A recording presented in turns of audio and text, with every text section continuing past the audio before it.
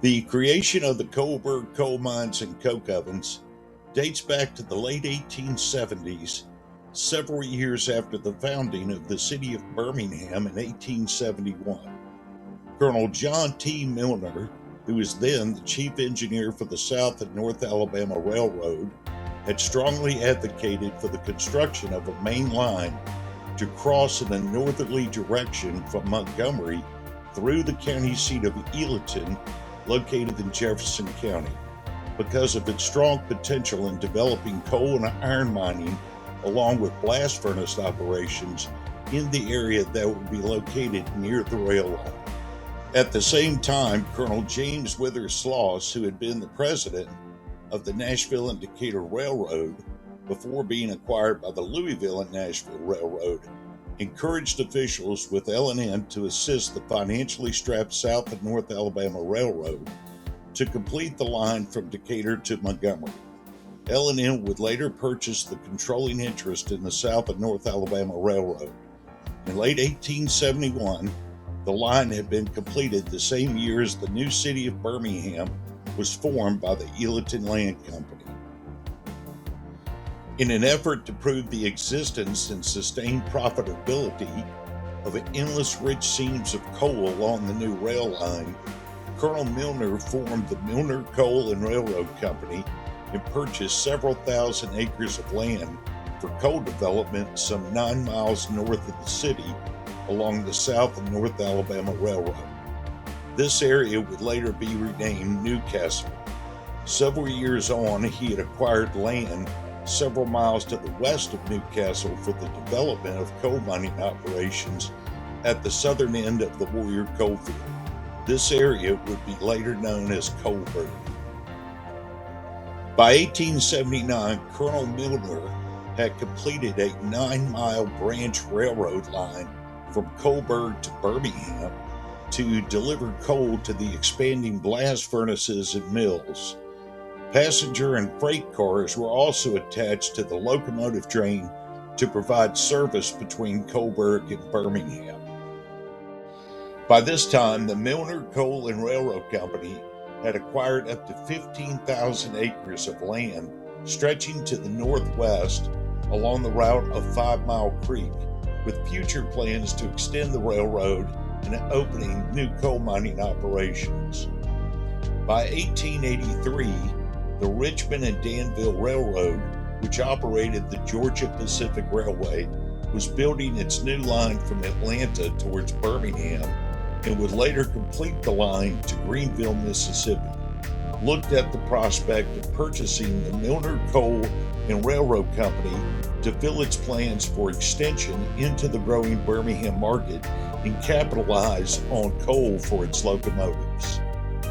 The Richmond and Danville Extension Company had been formed to complete purchases, acquiring land tracts and property deeds for tract development, was an important element for the expansion of the Georgia Pacific Railway coming into Birmingham at that time.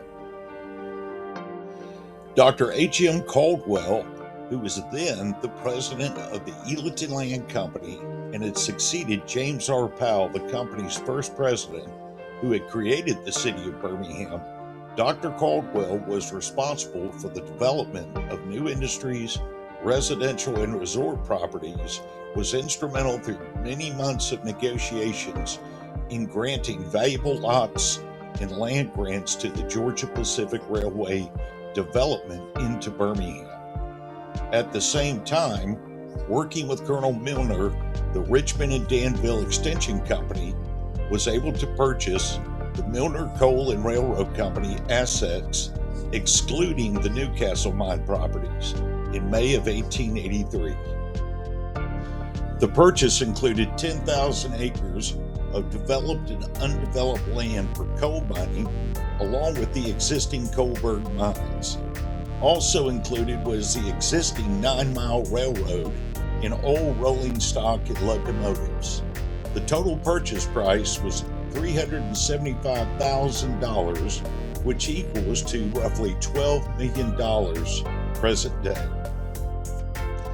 Soon after the purchase, certain officials within the Georgia Pacific Railway and venture capitalists from Richmond, Virginia, and New York City helped organize and fund the new Coalburg Coal and Coke Company with $1 million in capital stock.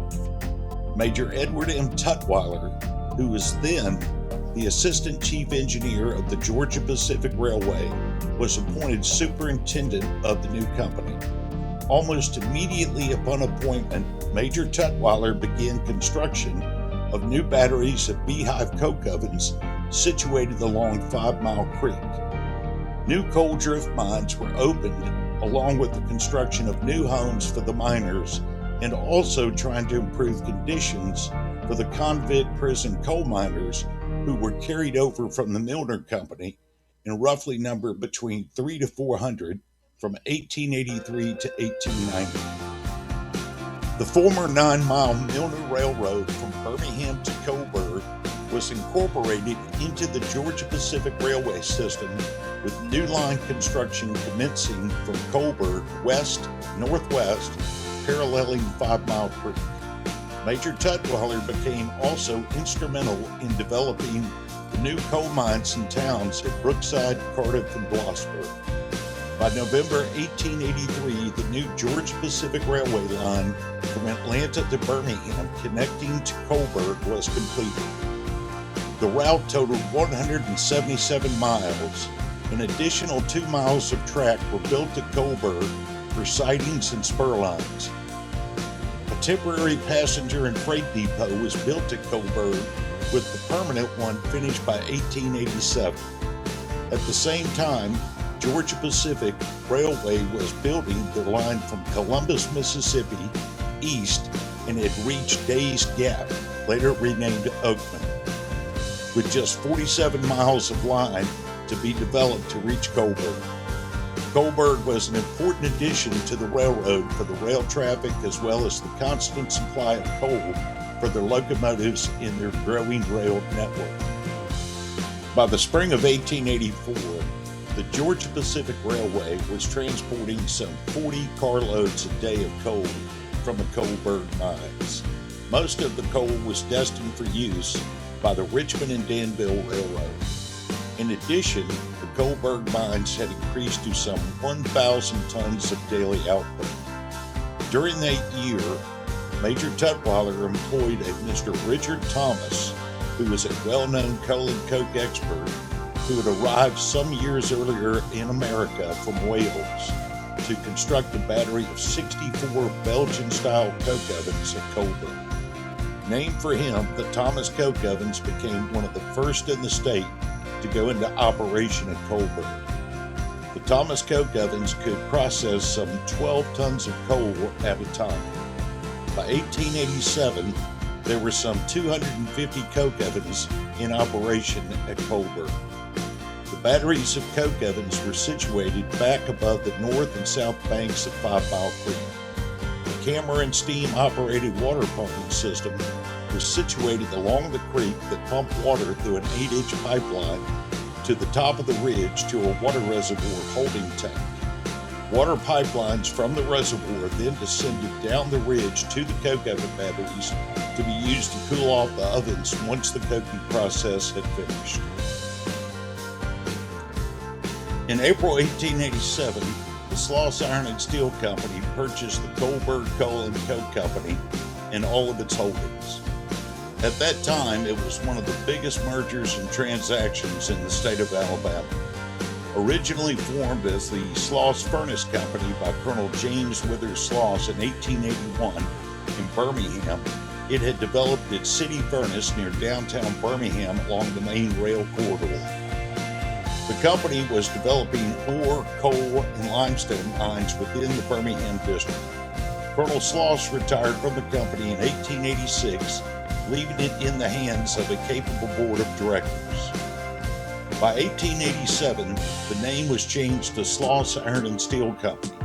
Years later, the company would change its name again to the Sloss Sheffield Steel and Iron Company, with the acquisition of the Sheffield furnace that was situated along the Tennessee River in North Alabama. Along with acquiring the mines and the coke ovens at Coalburg, the Sloss Company acquired what would later be called the North City furnace that at the time was being built by the Coalburg Company. Within several years, the Sloss Company was expanding underground mining operations at Coalburg. With it came the need for more labor to work the mines. Sloss would eventually become one of the largest coal mining companies in the state to utilize state and county convict labor.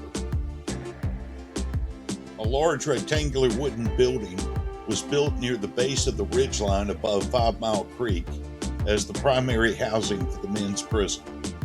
The women's prison building that was smaller was situated near the men's prison building, separated by a tall wooden security fence.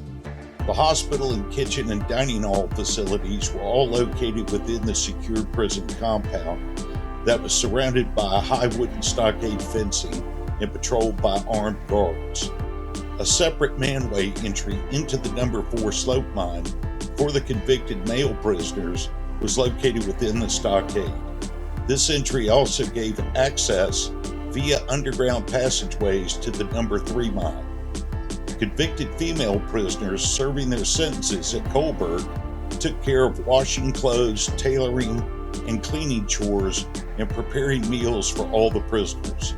There was also a small farm and/or garden located along the base of the ridgeline where the female prisoners tended to the crops and vegetables for use in the prison.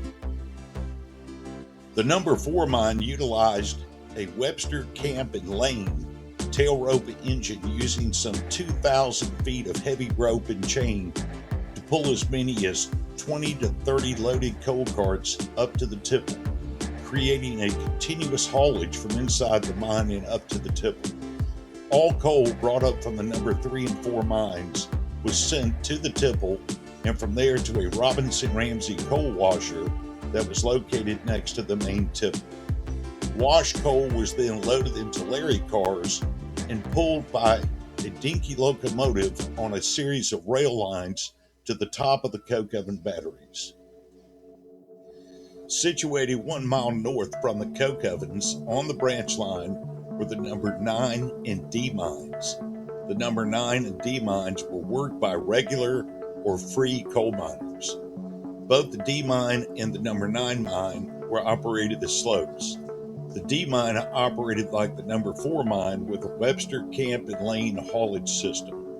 The number 9 mine operated via 2 underground inclined slopes.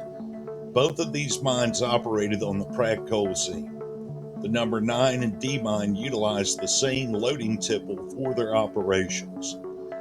A Crawford and McCrimmon air fan provided ventilation into both mines. Eventually, the number 9 mine was connected via underground haulage ways to the number 4 mine. Extracted coal was loaded onto rail cars and hauled back down to the central coal washer.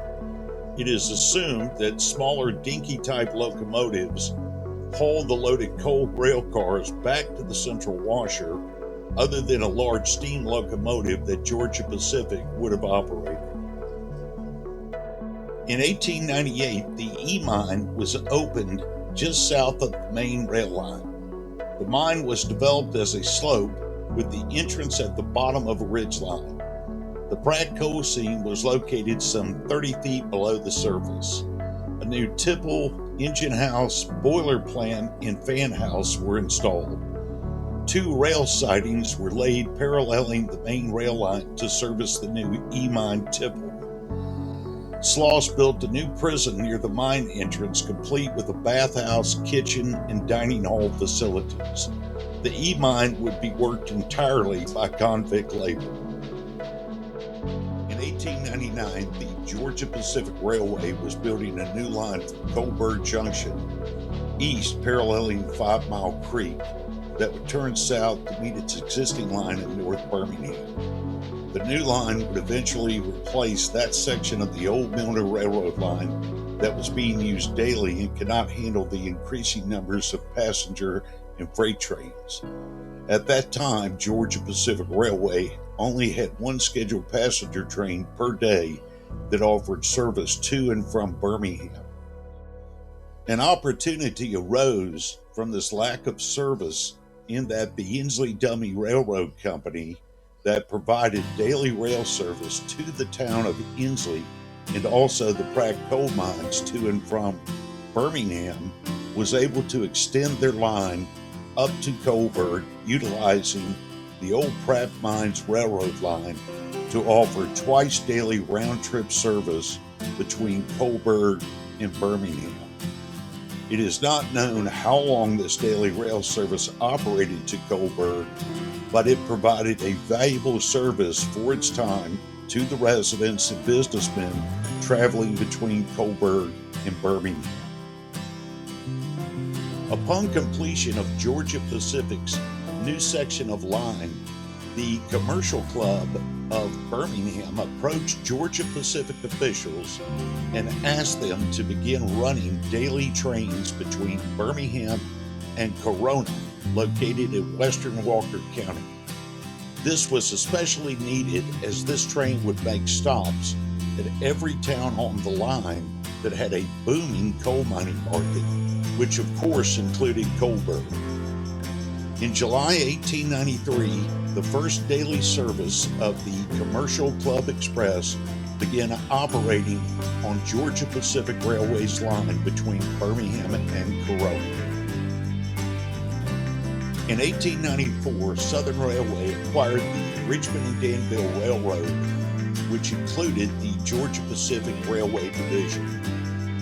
By November of 1894, Southern Railway took over and operated all existing routes of the Georgia Pacific. Southern Railway continued to operate the daily Commercial Club Express between Birmingham and Corona for a number of years after the acquisition. One of the biggest sources of concern and contention in the post-Civil War years in Alabama was that of the convict leasing system by the state of Alabama in many counties that participated in this form of sentencing for crimes.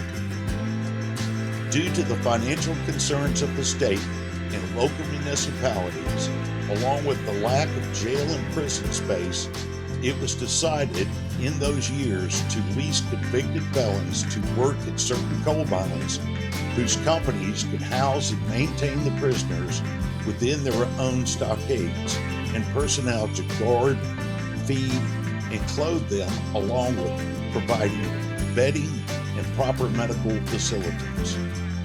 The mining companies were at this point short on acquiring the necessary labor to operate the coal mines. The local and state governments would in turn be paid a regular fee from the mining companies for this service. In turn, the state would also monitor the prisons, the prisoners with medical doctors and inspections on a regular basis. For a number of years, no other coal mining operation that utilized convict labor was at the forefront of this issue than Coalburg. Convict leasing had begun at Coalburg by the Milner Company and was carried over to the Coalburg Coal and Coke Company and then acquired by the Sloss Company. During an average year, over 1,000 inmates rotated through the Coalburg prison. This included women prisoners as well. Rampant disease such as tuberculosis, typhoid, dysentery, just to mention a few, were prevalent at Coalburg. Prisoners that were sent to Coalburg to serve their sentences varied from the nature of the crime to months or years that they had to serve at Coalburg. The mining companies, such as Sloss, tried to alleviate many concerns of local and state officials, along with human rights advocacy groups of that era, by improving conditions for the convicts. The news on Coalburg never seemed to end, and not in a good way. If it was not the living and working conditions at the prison making the news, it was the number of remarkable escape attempts made by the convicts at Coalburg. By 1902, with so much political and public pressure being applied about the Coalburg prisons, then Alabama Governor Jelks made a personal visit to the Coalburg prisons to see for himself. Upon seeing the conditions and speaking with numerous male and female prisoners, he immediately pardoned some convicts with serious health issues on the spot. After the sobering visit, he ordered that the Coalburg prisons be closed immediately. The Alabama State Legislature, upon hearing the Coalburg situation, then passed new laws and criteria for the handling and treatment of prisoners when sentenced to work at the various coal mine prisons that were operating. Later that year, the remaining convicts at Coalburg were transported by rail 10 miles northwest to the new flat-top coal mine prison that had been recently opened by Sloss Sheffield Steel and Iron Company. Convict leasing would continue in Alabama until July 1928, when it finally ended. With Sloss Sheffield having opened their new mine at Flat Top, only the Coalburg E mine was left operating on a limited basis, with only the coke oven batteries being kept in full operation. For several years, extracted coal from the Mary Leasing at Flat Top was transported by Southern Railway down to Coalburg to undergo the coking process before being shipped to the company's furnaces and also for use by Southern Railway. Between 1906 to 1908, the coke ovens at Coalburg ceased operations along with underground mining. By 1910, the total population of Coalburg was around 250 permanent residents. By 1912, Sloss Sheffield began leasing out to other mining companies to reopen and operate several dormant mines at Coalburg. The El Dorado Coal Company, which had several mines in operation just northwest of Coalburg, reopened the number D and E slope mines, along with several other drift mines. The D mine was then subleased to the Drift Crack Coal Company. The Brookside Pratt Mining Company reopened several of the older drift mines dating back to the 1890s and operated them on a limited basis for a couple of years. The Neal Coal Company, which was operating several mines at Stockton from TCI, leased a section of several dormant Coalburg drift mines to extract any remaining coal from the pillars. During these years, some 200 miners were employed working the various mines at Coalburg.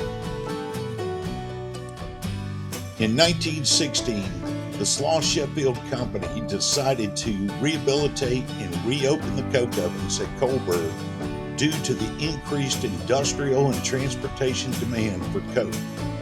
This was due in part to the United States support for the Allied war effort in Europe during World War I, which it would enter into by April 1917.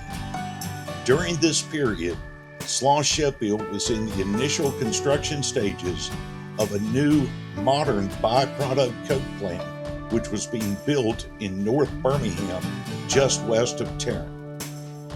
To increase efficiency in production at the Coalburg coke ovens, Birmingham-based McCrossin Engineering designed and built a large steam-powered coke pusher that operated on its own specially designed rail system to be used specifically for the Thomas coke ovens. This new machine would help eliminate the labor-intensive process of workers having to manually extract the finished coke from the Thomas ovens. The coal being transported by Southern Railway to Coalburg would come mostly from its mines at Flat Top and the nearby Bessie mine that were located in West Jefferson County. With the coal washer at Coalburg having been dismantled years before, both the Bessie and Flat Top mines having modern coal washers handled this process before the prepared coal was shipped by rail down to Coalburg. Some 200 to 300 men were employed during these years operating the ovens, machinery, and facilities.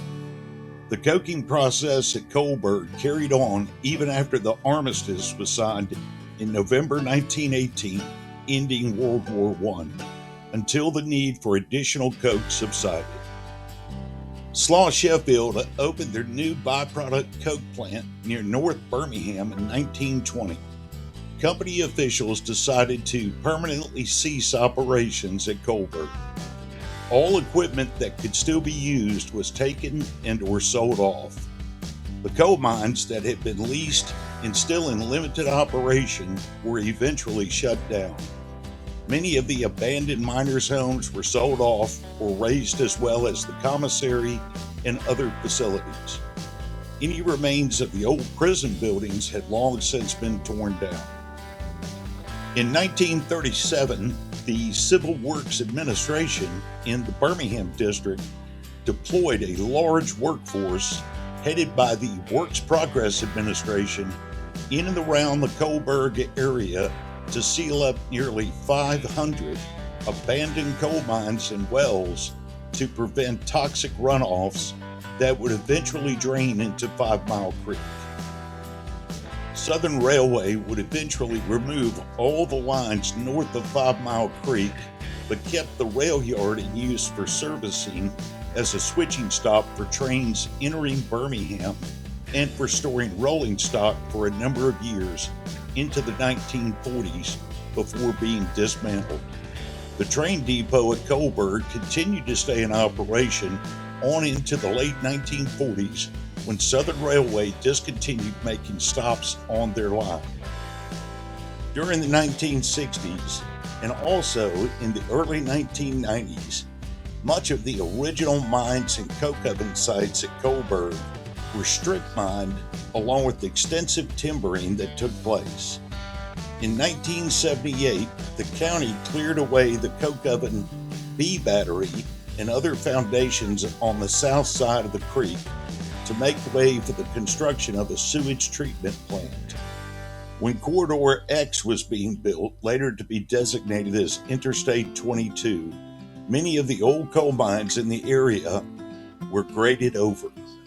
Today, there are only a few remains of the Thomas coke ovens left, along with various sections of discarded rails to be found. The area is heavily overgrown and difficult to reach by foot.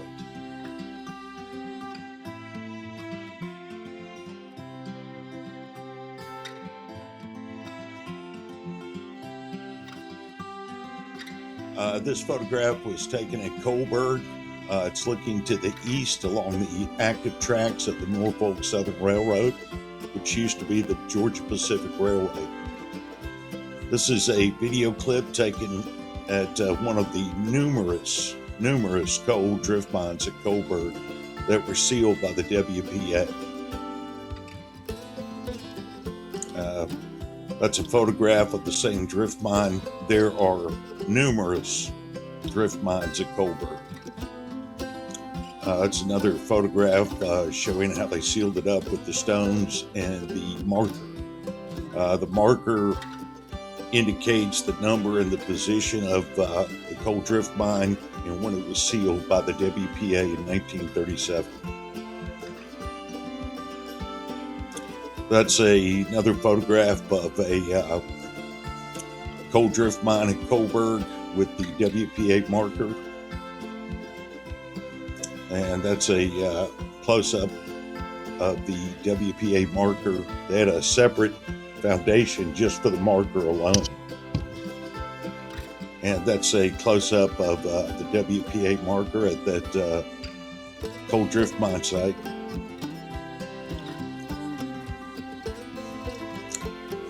This is a video taken along 5 Mile Creek while trying to get to the coke oven remains here at Coalburg.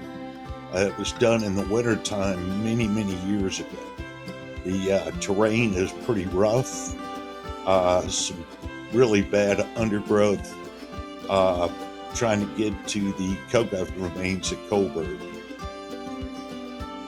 That's another view of 5 Mile Creek while trying to use the creek to parallel our way to get to the coke oven remains. This was taken many years ago, so It's just really no telling how bad the area is today.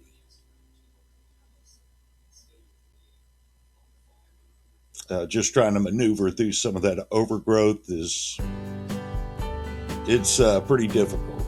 Uh, this right here is the site of where the coal washer would have been, and this is the end of the retaining wall for the Thomas coke ovens. You can't even tell you're at the coke ovens, even in the wintertime, until you're almost right on top of it, because there's so much overgrowth, and the remains of the coke ovens are very difficult to locate, even in the wintertime. There's a lot of fallen trees and debris everywhere. A lot of this was caused by the April 2011 tornado outbreak. Some of the coke ovens were damaged. This is one of only 3 remaining Thomas coke ovens that you can even look into.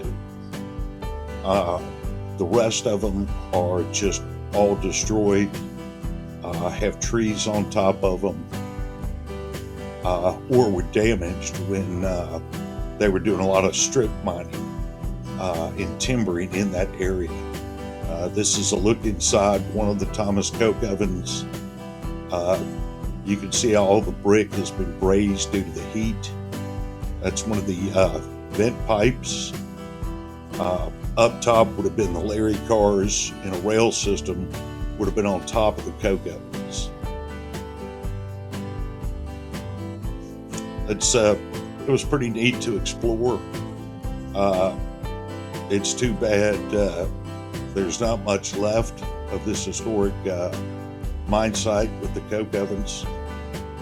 There you've got numerous bricks from different brick companies in the Birmingham area. We found numerous brick manufacturers that their bricks were used in the coke ovens. This is on the backside of where the prison used to be. Now the prison had a stockade, and inside that stockade they had a separate manway entrance for the prisoners to go into the number 4 slope mine. So this is coming up to the remains of the number 4 manway that the convicts would have taken inside the prison to get into the mine. And that little opening up ahead is all that remains of what used to be the convict prisoners at Coalburg. It was their entrance to go into the mine to go to work while serving their sentence at Coalburg. And you can see there's it's pretty steep terrain up against that ridge line, but that little recession is all the remains of the number 4 manway that the convict miners once used to go into the mine. So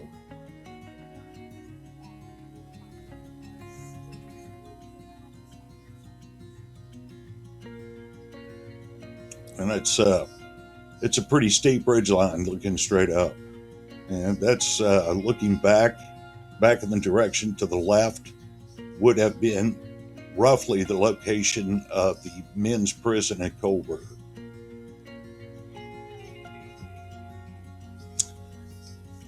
This is moving to the south along the remains of the tramway bed.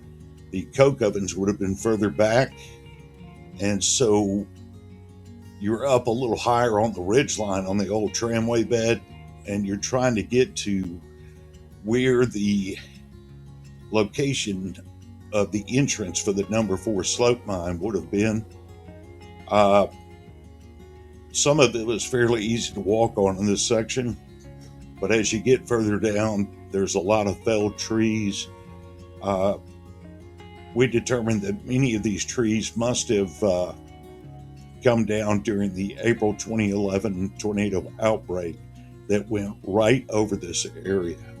So you can see one of the big trees is just laid right out across on the tramway bed. So we discovered there were a lot of felled trees in this area. So once we cleared one set of felled trees, we came to another. And this area right here, it's hard to determine even in the wintertime. This is the site of the Coalburg number 4 slope mine.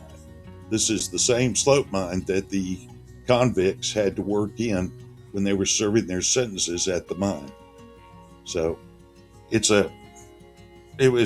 must have been a huge opening, but you can see there's not much to look at. You can see the deep recession of where the mine entrance was. The number 3 mine, which was located just a little further to the south, was basically in the same condition as the number 4 mine. This is one of several of the Coalburg drift mines that we came across that had water just pouring out of the mine. It was completely flooded, and there had been a pretty heavy recent rain before we got up there, so water was just pouring out of this drift mine.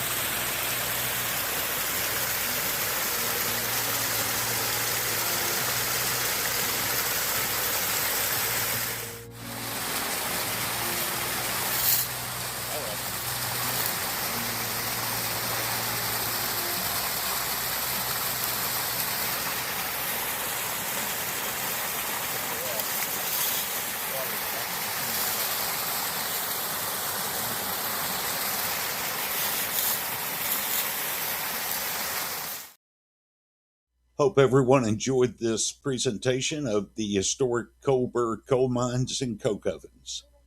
Thank you so much for watching.